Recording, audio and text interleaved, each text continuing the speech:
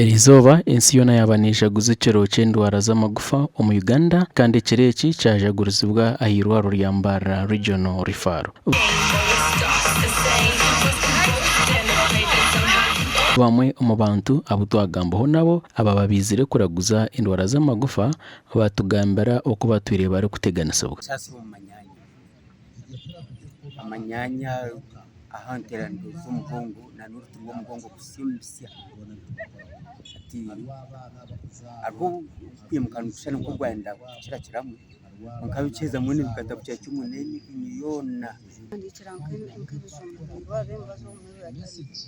ukibagambira kuza kugikora mu karimi kandi sente nyinshi tozine hato hendero taguzire kimabazi Haman Kazibwe urukura ukuragurira indwara z'amagufa ahirwaro rya Mbara Regional Referral nagira ngo indwara z'amagufa nizeyongera konka binamasiko okusya hihi abantu obuhereza obutakora bisasayizi ni cyumwe ahashonga izongire okurwara kw'amagufa omu bantu no bisasayizi nabyo miriko mingi twine bisasayizi abantu bakora mu gym ebyo kuzikombe ko mubiri twine bisasayizi abantu abarwire kureba nti bagarukaho babase kwebasa mu bikimu cy'abakoro mu mbera zabe zabutosha ibintu bitukutahumuramo mwingi konka umuntu atarwire nabone tumwadvising ukore bisasayizi abo kuba umubiri gwitu kichondoro siwere cyashangwa nti umubiri gwitu umuntu yanakore bisasayizi endwara tizikutera kumutahatahamu therapy abantu abasinga tebakimanyi naye bwe bujjanja bwe tukozesa nga tukozesa exercise oba ebintu ebirala ebitali nti ddagala lyakumira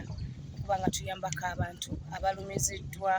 nga balina obulumi abamu oluusi nga bagudde ku bubenje nga tebasobola kuddamu kukola bintu byawe nga baali babikola. Tuyina amatsiko ngombero bitari byahare abo kuba gavumenti ekitiiremu amaani kandi naitu kuno Yanka University yambara University of Science and Technology to unit training abashahu abakugukira mu physiotherapy so nitumanyangu umbwire butare bwahari ubu bherezane bwija kuba bwakire ya Health Center 4 nangwa na Health Center 3. Ndi Ivan Tsime.